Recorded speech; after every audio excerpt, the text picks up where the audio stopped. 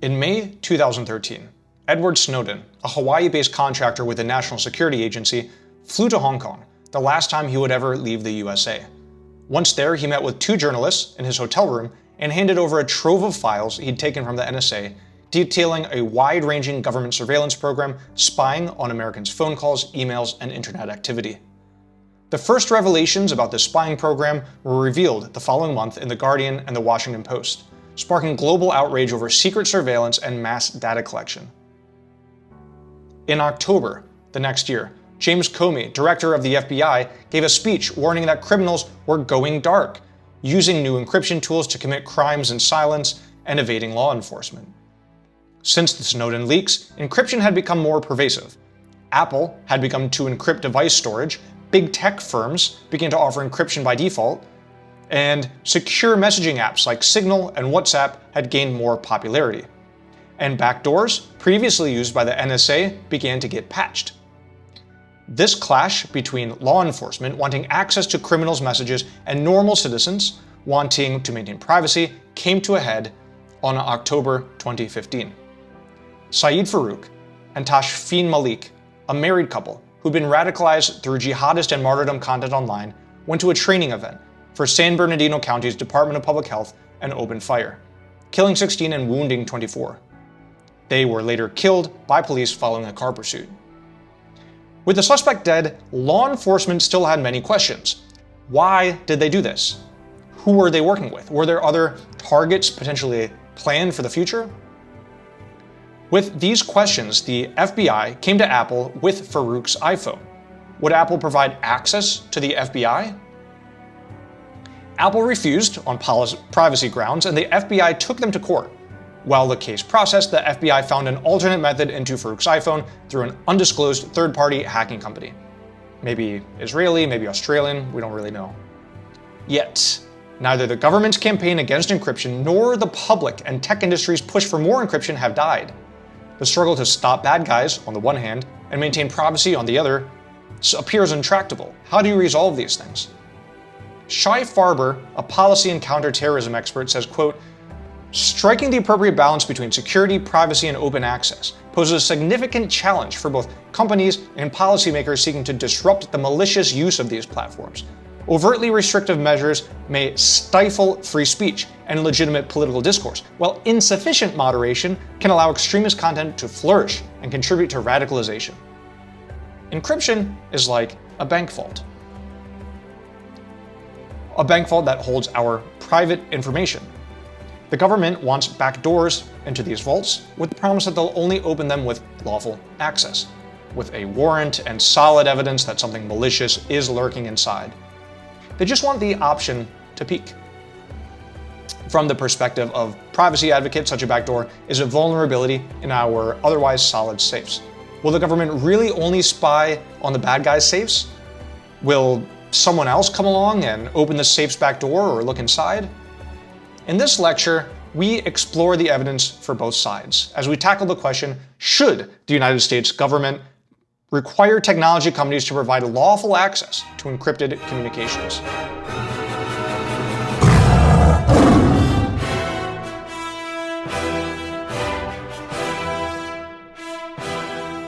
Before we dive in, go ahead and encrypt that subscribe button, lawfully access the like button. Make sure you turn off notifications on everything on your phone because they're bad for you. D&D gang gang.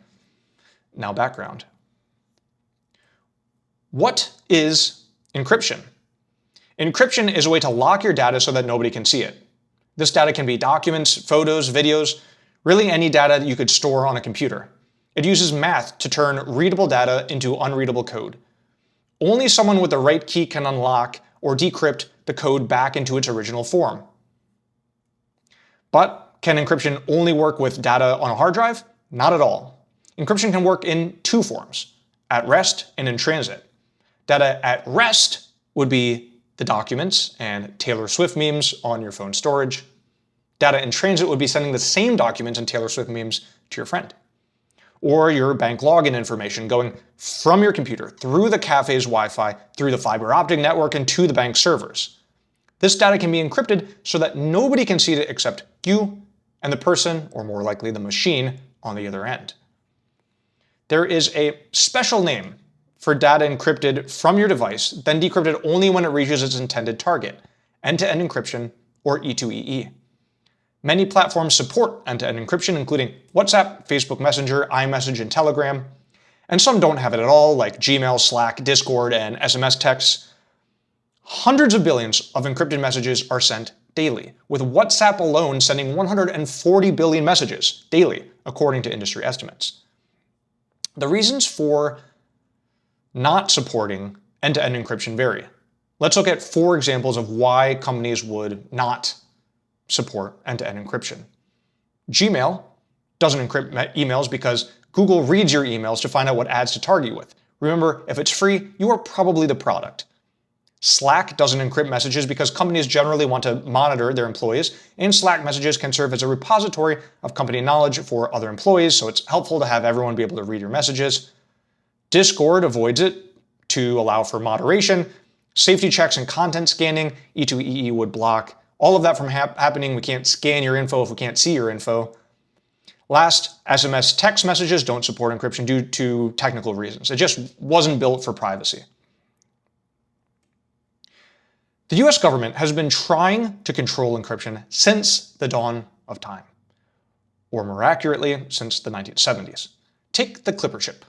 Invented by the National Security Agency and introduced in 1993, the chip was made to encrypt voice calls over the phone. But each chip had a built-in backdoor to allow the NSA to decrypt phone calls once it established the authority to do so.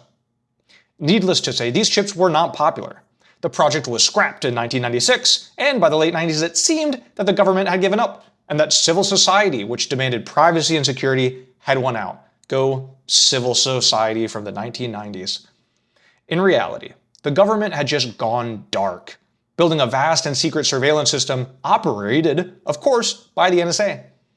These surveillance programs were sent into extreme overdrive after the September 11th attacks, when George Bush authorized the Stellar Wind program, which secretly allowed the NSA to collect phone calls, emails, and internet data without warrants. While the NSA surveillance program grew throughout the early 2000s, the populace remained blissfully unaware. This bliss, however, was shattered in 2013 when Edward Snowden uncovered the details of the government's secret surveillance program. The leaked documents revealed that the NSA was secretly collecting vast amounts of data from citizens, including phone calls, emails, and internet activity from both Americans and foreigners, usually without warrants, under programs like PRISM and X-Keyscore. Some, especially on the law enforcement side, who found their jobs suddenly much more difficult without these programs, call Snowden a traitor. As one friend in Special Forces said to me, "I'd love 5 minutes with him in a locked room." But many have called Snowden a hero.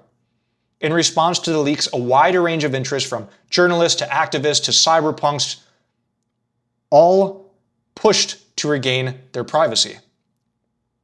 The revelations had sparked global outrage, and major tech companies had no choice but to adopt end-to-end encryption, marking a turning point in the public's demand for digital privacy. But I know you're asking this question. I know you are.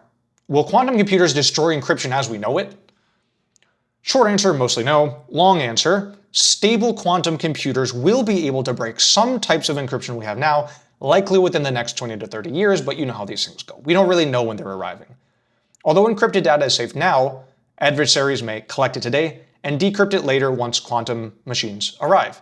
The classic decrypt or harvest now, decrypt later strategy. In practice, the real workhorse of encryption, AES-256, is quantum resistant. Quantum computers can make AES-256 a little bit less secure, but not way less secure. It protects cloud files, password managers, zip archives, message content, and phones and laptops, almost everything that you'd really want to protect long-term.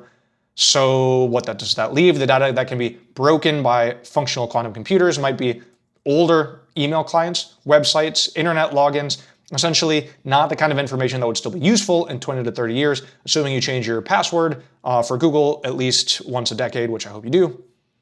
And quantum-ready encryption has already been developed. COBOL-R25, for example, details quantum-proof encryption we can use even for large systems like LLMs.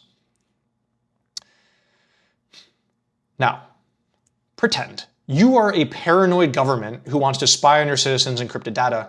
How might you do it? Here we'll detail 5 methods that you could use to get around encryption. The first method to beat encryption is spyware. Encrypted algorithms are more or less bulletproof, but the software around them, including apps, operating systems, and network protocols, provide plenty of potential chinks in the armor. When a company or software provider finds out about these holes in their defenses, they patch them so that nobody can get in. Effective exploits therefore often employ zero-day vulnerabilities, or zero-day exploits, which are unknown to the software providers. An attacker finds the exploit and then doesn't tell anyone about it, and then they can use it until it's found. And once they start to use it, then probably it will be found. So 0 days, just new vulnerabilities that have been discovered. Pegasus, made by the Israeli cyber arms company NSO Group that was just acquired by American investors, is one of the most famous and powerful versions of the software, which employs 0 days to spy on iPhones and some Android devices. Although Apple continuously updates its software like Pegasus is also continuously updated to ensure customers, which are mostly governments, can break into any phone that they want. Here's a little bit of an important side note, or just maybe a main note that I didn't script here. Governments want access to iPhones or other devices, but clearly they can already get in, right? There are companies that can give them access to iPhones and other devices. So why don't they just use those instead of trying to find some legal way to get in past encryption? The answer, I believe, is that it's very expensive. So in the example from the San Bernardino attacks in the introduction, I believe cracking that iPhone cost them nearly $1 million, and then they didn't find anything on the iPhone anyway. So, nearly $1 million is kind of an expensive price to just see what's inside. Now, I don't know currently how much the software costs or, per use, how much it costs, how that system really works. It might be worth looking into. But I do know that the software is fairly pervasive. I know that the government just signed a contract for ICE to get access to this kind of software. So ICE now has very, very capable anti-encryption software that they can use. Kind of breaks topicality on a lot of these arguments potentially. So very important to know about, maybe to strategize around. The second way to beat encryption is by hacking endpoints. End-to-end encryption protects data in transit between devices, right? But if an attacker controls either endpoint, then they can read the data either before it's encrypted or after it's decrypted. There are many ways to gain access to these endpoints, to phones, devices, servers, but social engineering, phishing, or malicious links using emails or text messages, this is maybe the most classic one. A victim just clicks a link in an email or a text message, and then boom, you're in their system. Such code can also be embedded in PDFs or images, or even in no-click exploits where receiving a text message to your phone is enough for the attacker to get in. You don't even have to click anything or open anything. You just get the message. Physical access to a device can also give you access to the data, as can the old $5 wrench attack. Hit him with the $5 wrench until he tells us the password. The third way to beat encryption is with a Trojan horse. In this context, a Trojan horse means a seemingly secure app or device that secretly leaks plain text to an attacker or whoever controls the device. Instead of breaking crypto math, the attacker gets the keys or messages by tricking users into running compromised software or using rigged hardware. One real-world example is Anam, an encrypted privacy phone invented by the FBI and some other police agencies as part of Operation Trojan Shield. The phones and apps looked like hardened privacy-first devices, and the police forces marketed them to criminal networks. The phones, of course, were not E2E encrypted. Messages were copied to servers controlled by these law enforcement agencies, yielding millions of messages and hundreds of arrests worldwide. So these kinds of things can work. The fourth way to beat encryption, and now we're getting a little bit crude here, is just by banning apps. Governments can block access to encrypted apps, app stores, or even entire portions of the internet through firewalls and censorship systems. China, for example, blocks nearly every app you or I would use. Russia has also tried to ban Telegram. Telegram is a privacy-focused app created by two Russian brothers behind VK, which is Russia's largest social network that was kind of co-opted by the Russian government. And then the Russian government asked the brothers for backdoor access to Telegram, and they said no. So yeah, they tried to ban the app. Of course, users can get around these bans with VPNs, but access to VPN software isn't always straightforward, and blanket bans keep the majority of the populace out of the encrypted apps. You know, for some of these, you have to just know someone with the VPN and then transfer it to your phone somehow, so, you know, most people don't do that with apps. The final way to beat encryption, the most crude of all, is just by shutting down internet access, because if you can't use the internet at all, then obviously you can't use an encrypted app. Governments have used nationwide blackouts during crises. Egypt's 2011 shutdown, Iran, Sudan, and Ethiopia during protests, Myanmar after the 2021 coup, and Afghanistan under the Taliban have all seen major internet disruptions. As you can tell by the map, there are many others, though. But if governments have many ways to break encryption, we the people have many ways to stay private. If you can't use a regular E2E app or a particular one that you prefer to use, you can switch to non-digital communication, like just talking to people. You can store data in a different country that the government can't access. You can switch to a different encrypted app or use anonymization tools so that regardless of what you say, the data can't be tracked back to you. Anonymization is perhaps the most common tool, which is why platforms like Reddit and Discord have a culture of pseudonyms and fake pictures, and is the basis for Tor and the dark web. You don't need to hide the fact that you're purchasing drugs online if you just hide the fact that you're you. Keen17, quote, "If the encryption debate is one tool in the game of cat and mouse, the cat has other tools at his disposal to catch the mouse, and the mouse has other tools to evade the cat." Okay, let's talk backdoors. When agencies like the FBI ask for lawful access to encrypted communications, this is what they're asking for.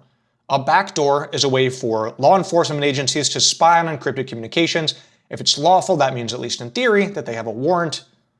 Governments from the US to the UK, to France, to India, to the whole EU have all made pushes to stop end-to-end encryption and allow for legal government snooping.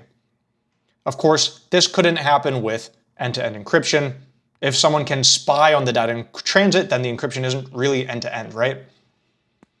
And some take issue with the term backdoor. John Carr writes, what does he write? What does Mr. John Carr write? Backdoor is misleading and unhelpful. Backdoor conjures up dark and worrying scenarios, hidden forces, undisclosed activity, or agendas. That is not what is going on here. What the police and security agencies actually want is not a sneaky, underhanded way to bypass systems. They're asking for lawful access, a process that is tightly regulated, very specific, and accountable at the highest levels. At least in theory, right? Now, are you comfortable with the government having backdoor access into all of your encrypted messages? Most people are not. But denying the government access means that criminals, and some of the worst kinds at that, can consistently and confidently evade justice.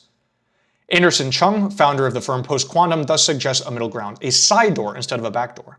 Under such a system, a government would have an access key, and another key would be entrusted to a third party, like a privacy group, and both keys would be needed to decrypt messages. Quote, "Instead of blanket surveillance, this side-doored approach would serve as a major deterrent to any criminals. We urgently need both sides to come together so that each specific access request can be judged on its own merits by a sensibly organized government system representing both privacy and law enforcement advocates. If that is not palatable, how about giving the quorum access control to just the privacy advocates? That would at least be a start."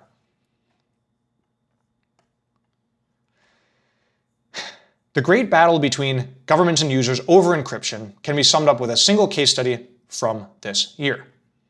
The UK government wants to look at your iPhone pictures. In February 2025, reports revealed that Apple had been issued a notice from the UK government under the Investigatory Powers Act, likely requiring Apple to provide a backdoor for encrypted iCloud data for all users worldwide. Not just in the UK, for everyone. Now, privacy is a main selling point of Apple, so they said no. In response to the government demand, Apple simply pulled iCloud encryption from UK users, leaving those users vulnerable, but allowing the UK to snoop more freely. Later this year, the UK government backed down from its mandate, reportedly under pressure from the US, but it didn't stop there. In October 2025, the Financial Times reported that the UK had come back with another demand for encrypted iCloud access, this time limited to UK users.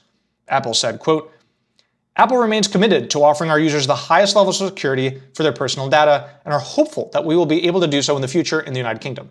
As we have said many times before, we have never built a backdoor or master key to any of our products or services, and we never will. Pretty cool, Apple. Now for arguments for government access to encrypted communications.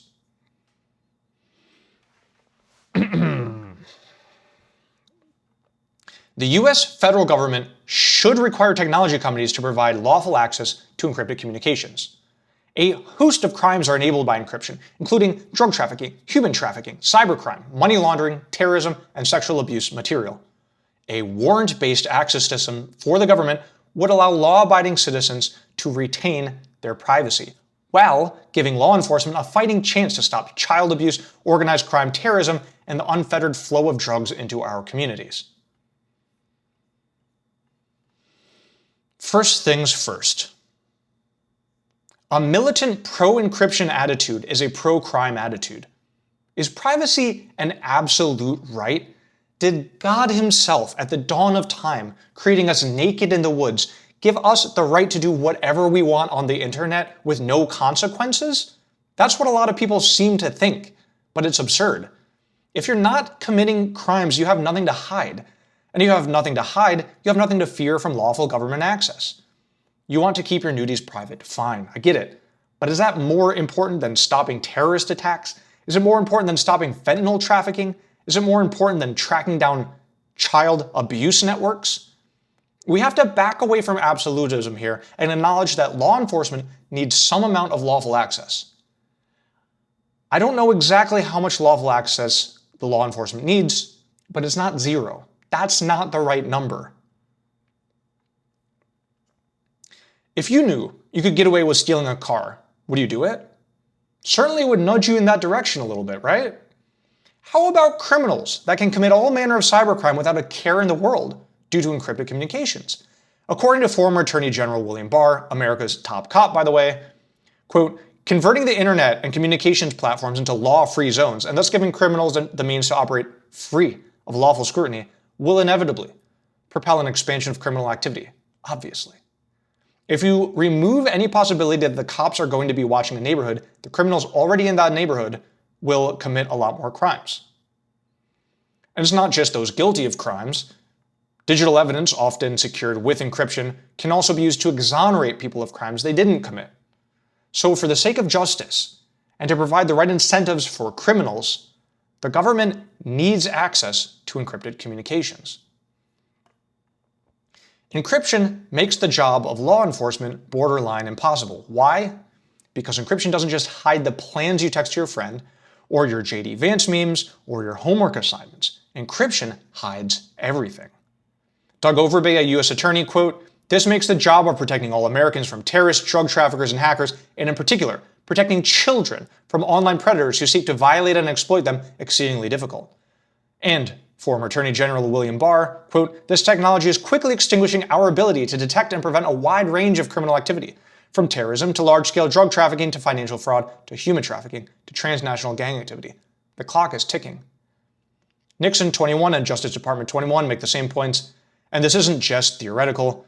The FBI is currently stalled on 17,000 cases due to missing evidence hidden by encryption. There are two broad categories of crime law enforcement is most concerned with. These are the groups around where most of the evidence lies. There are a bunch of crimes that are covered over by encryption and some evidence on all of them. And I think using any of those other crime, categories could be very fruitful for kind of sneaky arguments, but these are the big groups in the evidence. Terrorism and extremism and sexual crime. First, terrorism and extremism. Encryption doesn't choose sides. It protects saints and demons alike. Ogle25 talks about how Telegram and WhatsApp increasingly provide a veil of secrecy for terrorists, one that makes counterterrorism operations more difficult. And it's not just terrorists planning large attacks, but also festering extremism that can predate such attacks. Telegram is one example. Charlie Warzel, quote, far-right influencers and neo-Nazi sympathizers have kept posting on Telegram even after being deplatformed elsewhere. the app offered these influencers a place to amass fans, spout hateful rhetoric, and solicit donations. Telegram has also enabled the distribution of shooter manifestos, as well as information about manufacturing weapons. It was allegedly used by some to coordinate the January 6 insurrections. Next, sexual crime. Although, according to Avenue Q, the internet is for porn, this material has a great many dark sides, and encryption allows these dark sides to flourish and prosper. In fact, without access to encrypted comms, the FBI has trouble stopping the exploding number of sexual abuse cases it sees, with 12,600 victims of extortion targeting boys counted in just 18 months, triggering an egregious trend in suicides. Sextortion is where criminals get nude videos of you, then they say that they'll release them to the public, to your parents, school, social media, etc., if you don't pay them money. And worst of all, of course, is child sexual abuse material, or CSAM. There has been a 15-fold increase since 2011 in the amount of CSAM online, and end-to-end encryption makes this problem far worse. This has led a British member of parliament to call end-to-end encrypted chats a, quote, digital playground for pedophiles. Incendiary language indeed, says Anderson Chung, yet not without elements of truth. And it's not just terrorism and sexual crime being covered by encryption, as if that's not enough. Conklin 20, again quoting William Barr, quote, human traffickers are relying increasingly on digital communication and the internet, and more the evidence we rely on to detect and deal with these predators is digital evidence. Increasingly, this evidence is being encrypted.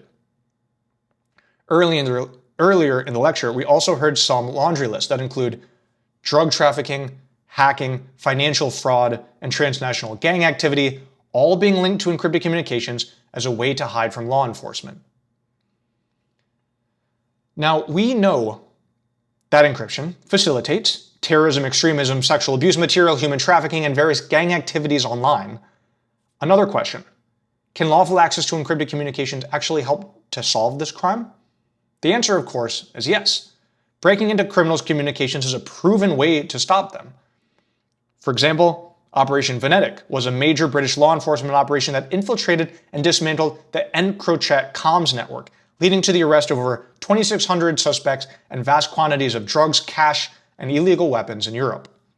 Thus, says Overbay 20, quote, a reasonable approach to encryption would balance the privacy and public safety interests of the community by requiring makers of consumer devices to provide law enforcement with lawful access to encrypted data when authorized by a court of law.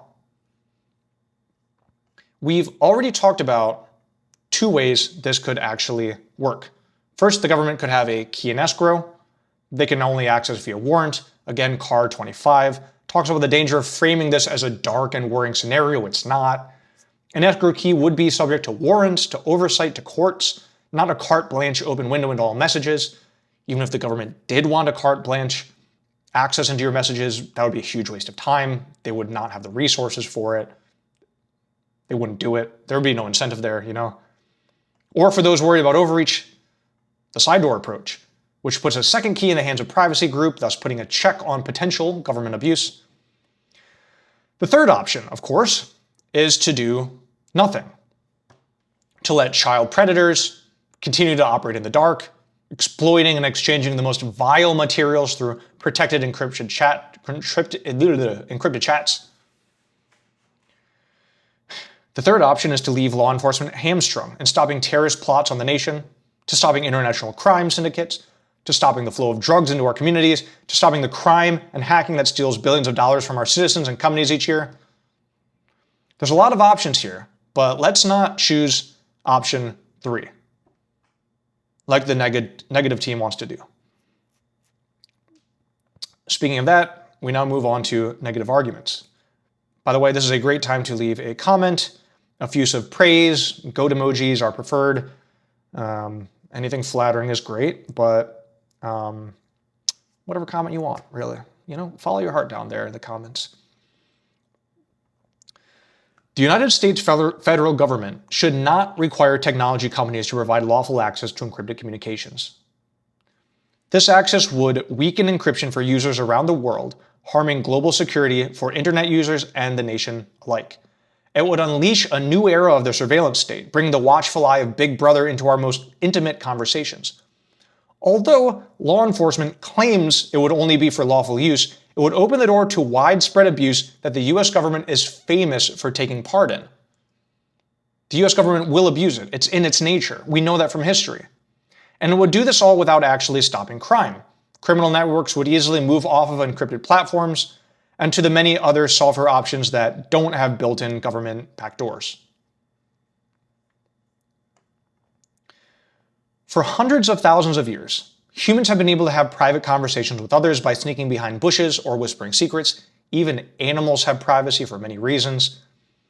End-to-end encryption brings the same basic, intuitive, natural need into the digital realm by giving us strong data and privacy protections. Yet, anti-encryption policies infringe on these fundamental expectations of privacy. And this privacy isn't just a nice to have.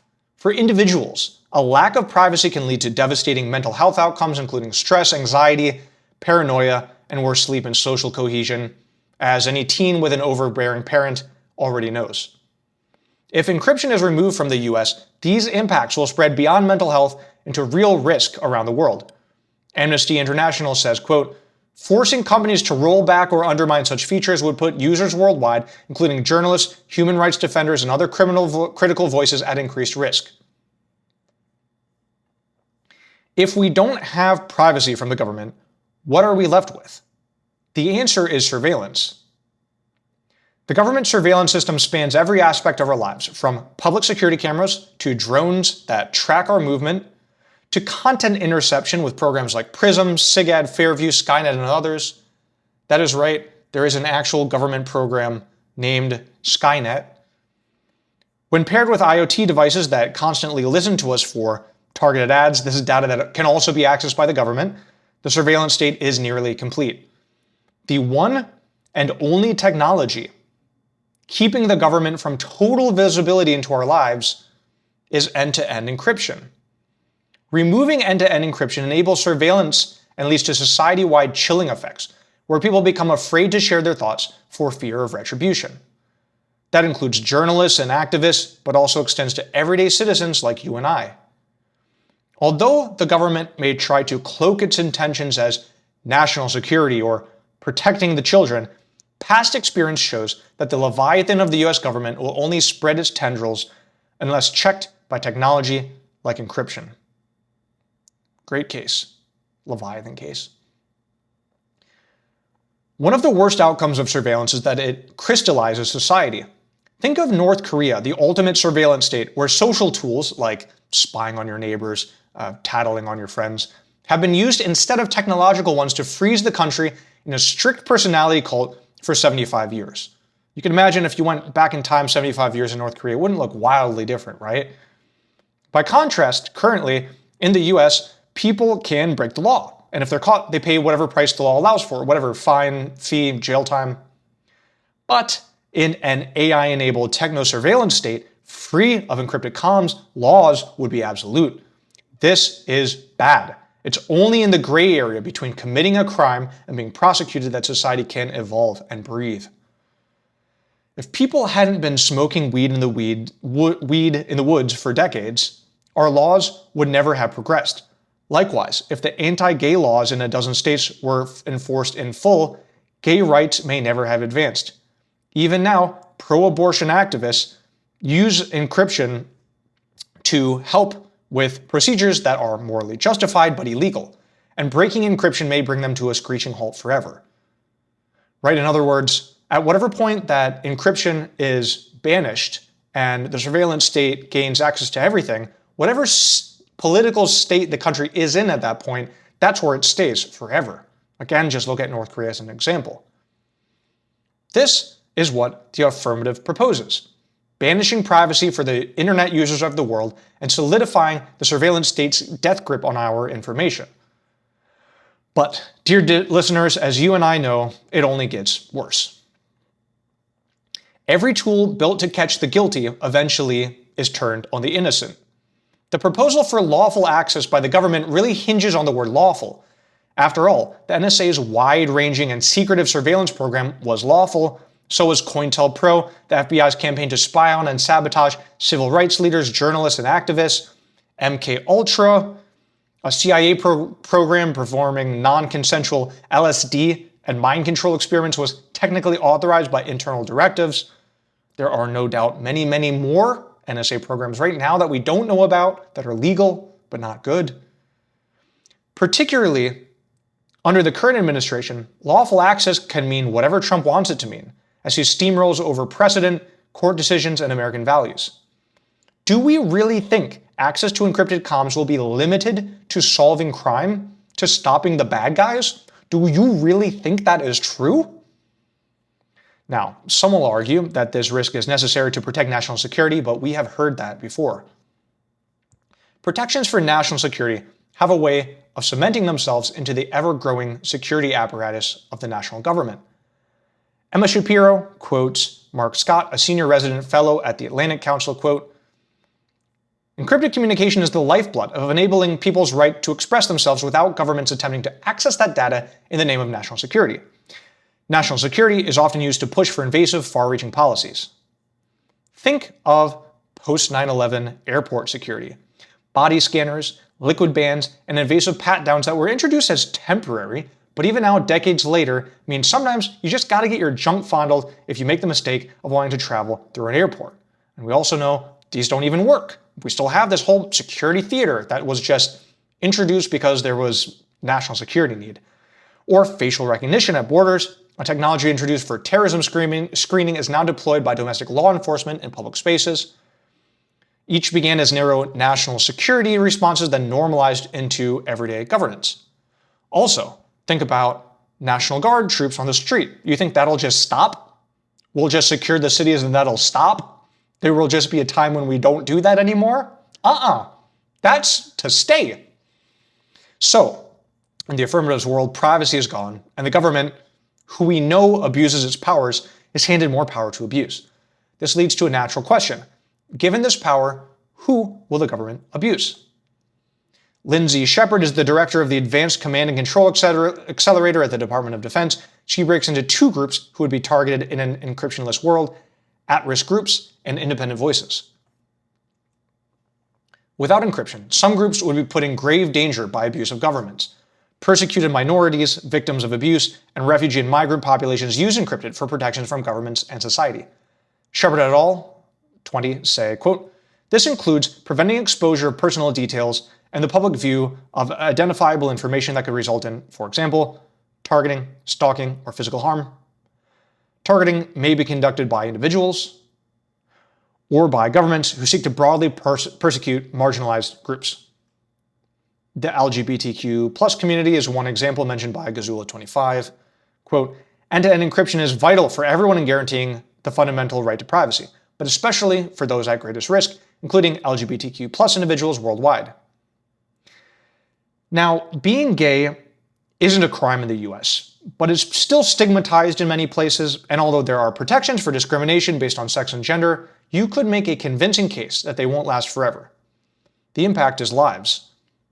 West et al. 224, quote, encryption backdoors could be exploited by those in positions of authority to oppress political opponents, religious groups, and other minorities. It is neither fanciful nor an exaggeration to say that without encryption tools, lives may be endangered. In a world without encryption, independent voices are also put at risk. Independent voices include journalists, activists, political dissidents, and human rights defenders, all of which rely on encrypted comms to avoid persecution. Now, unlike most at-risk groups that have, at least until recently, been relatively safe in the US, that calculus has changed in the last year, these independent groups are absolutely targeted by the US, and doubly so under the current administration. Julian Assange was in a UK prison for years. Edward Snowden was exiled to Russia. These are the consequences for revealing the NSA's spying program to the public. The current administration has rolled back protections for access to journalist records. The LA police have secretly surveilled Trump protests. Mahmoud Khalid was arrested without a warrant over pro-Palestinian activism. And the AP, a famously factual news outlet, they don't even print opinions. I don't think they have opinion pieces at all. They were cut off from White House events as retaliation for using the phrase Gulf of Mexico. Shapiro 25, quoting Carolyn R. on abolishing encryption, quote, I'm thinking of activists trying to organize protests at a time when it's very easy to be punished simply because you organize a rally. Journalists trying to reach their sources, depending on how the government wants to use this, could be very damaging. Any government that comes after, no matter how repressive they can utilize this. Now, you might still be thinking that as bad as removing privacy from the populace is, as unfortunate as it is, that the government may have a little bit of extra power to surveil and abuse, that this is just the necessary price for protecting children and apprehending terrorists, stopping other crime, It's a classic privacy versus security debate. It's classic. But here's the thing, it's not.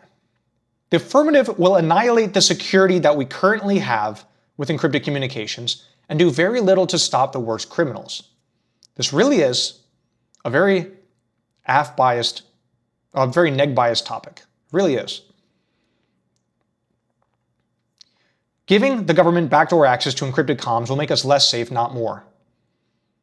Let's pretend, shall we, that the government was a wise and benevolent system filled with just and compassionate public servants who only wanted to make the country better. No abuse, no egos. Even then, any backdoor encrypted comms is a security issue. If the US can get access, then hacker groups, software providers, remember Pegasus, and foreign governments can all get access as well. Landau 225, quote, "If the government is able to receive the data with the electronic protection stripped off, then so is any other nation in the world. History shows that if a backdoor is put into a secured communication system, then adversaries can find a way in. Two instances are wiretap-compliant switches in Greece and a commercial firewall. But there are many, many more. Our partners across the pond, that's us, appear not to have taken to heart these lessons or that of Salt Typhoon." We'll talk about Salt Typhoon in a minute, but for now, here are 3 of the vectors through which banning encryption would decimate our digital security. If we give governments backdoor access to encrypted comms, then that technology will inevitably escape. There are well-funded teams of highly trained hackers that work for all of our foreign adversaries who would love to find a way into our systems. There are vast networks of cybercriminals who would love another way to access bank information and cryptocurrency wallets. A government backdoor will give them yet another tool to pillage our digital troves. Kitchen and Ouyang 20, quote, "Past experience suggests that despite their best efforts, the government will not be able to keep such a system uniquely secure. Even the nation's most secure agencies, the CIA and the NSA, have reportedly had key cyber tools stolen from inside their agencies. How could the government hope to keep an exceptional access system secure, given the thousands of law enforcement agencies across the country?" And Townsend 625, quoting Jason Sirocco, quote, "Once a backdoor exists, it becomes a target for sophisticated adversaries, from criminal gangs to nation-state actors. Unintended flaws will accompany any intentional bypass, creating opportunities for data breaches, espionage, and corporate sabotage. No technical mechanism can guarantee a backdoor remains in the hands of only those deemed lawful." We currently have a secure cyber shield to protect our information, encryption. Giving government access means punching a big hole in the shield and hoping only the good guys look through at the bad guys. Not that everyone will look through at everyone. It's quite a hope to have. The second vector, where government access will destroy security, is a weak link. When government agencies have access to encrypted comms in the whole system, the totality of encrypted comms in the US becomes only as secure as the least secure device with access. It only takes one clumsy employee, one slip in protocol, one malicious link clicked, and the whole system is breached. In talking about the UK's request for Apple iCloud access, Stein 425 says, quote, "The backdoor adds a new set of points. Now everyone's data is only as secure as the Home Office. Or more worryingly, everyone's data is only as secure as the least secure device or account in the Home Office. In US terms, if we give the government a backdoor to our encrypted communications, then those communications are only as secure as the most clumsy CIA, FBI, or NSA agent. And that's going to be pretty clumsy. Last, giving the government a backdoor to encrypted communications will destroy the incentives to develop better security. Even if the backdoor system didn't escape, and even if no government service devices were hacked, both absurd assumptions, a government backdoor would tell software companies not to develop better security, because up front, companies will know that the security must be nerfed by government rules. West 23, quote, by forcing technology companies to use weakened encryption, anti-encrypted mandates risk stifling cybersecurity innovation. If laws require companies to break encryption, it's a waste of time and resources to roll out improved encryption and cyber defenses. Why bother? Why bother with the resources if you know it's got to be broken anyway? Now, if you are looking for a simple way, a very simple way to hurt citizens' cybersecurity and national security at the same time, building a government backdoor to encrypted apps is probably the best thing you can do. First, citizens. When the UK asked Apple for a backdoor to its encrypted services, Apple responded by removing encryption for UK users. Likewise, Telegram CEO Durov said that Telegram would exit any market rather than compromise its encryption standard. In the US, companies that sell the protections of E2EE would likely do the same. End encryption for US users or quit the US market entirely. Is that worth it? Removing digital security for the 99.9% of Americans who are law-abiding in order to get access to the 0.1% who are breaking the law? It's a hot take, but I say no. Second, national security. In 2024, a Chinese infiltration called Salt Typhoon was called the worst telecom attack in our nation's history, and the attack is still ongoing. The data access was made possible due to a 1994 wiretapping law called Kalea that allowed law enforcement to tap phones to spy on phone info. Because the Chinese have access to that info, they also now know which of their secret agents and the secret agents of other countries like Russia are compromised. A dramatic win for China. If the agents are on the wiretapping list, obviously they're compromised. If they're not, probably they're not. We would be wiretapping someone if we knew they were a spy. So the generalized rule here is that if you start spying on juicy information, other people will also want to spy on that juicy information. Here is just a fact about playing chess that took me maybe too long to figure out. It's not just me and my strategy against my opponent. They're also trying to beat me. So I got to pay very important attention to their strategy from their perspective because they're trying to beat me. There's two players here. They're trying to win. But we return to this question. Despite annihilating personal security for Americans and national security for America, do we at least get to catch criminals by providing the government with an encryption backdoor? Probably some, yes, but we won't catch the good ones. If encryption is lifted on popular messaging apps, criminals will simply move further underground. Further underground might just be moving to apps that aren't subject to US jurisdiction, like Telegram. When I lived in China, for example, VPN software was widely distributed from person to person, despite not being available on the Chinese app stores. In a world with government backdoors, criminals would do the same. They would just find alternative software that serves their interest. They wouldn't just lay out all their plans for the NSA to see. But for warrant-based access, where investigators have to ask for specific information from specific companies, they usually don't know who to ask anyway. If you want to target criminal X, you have to know what apps they're using and when, and ask the company for that. That's the bottleneck. West et al., quote, law enforcement officials indicated the inability to identify service providers with relevant data, much of which is not encrypted anyway, as the biggest problem in terms of their inability to use digital evidence in their cases. Rather than an encrypted backdoor, the government would be wise to explore other methods like legal hacking, old-fashioned police work, and metadata access, all proven ways to stop crime without breaking encryption. That concludes this lecture. Thank you for watching. Leave a comment if you've made it this far. Have fun debating the topic, and remember, as always, to be kind to yourself and to those around you. See you next time. Bye-bye.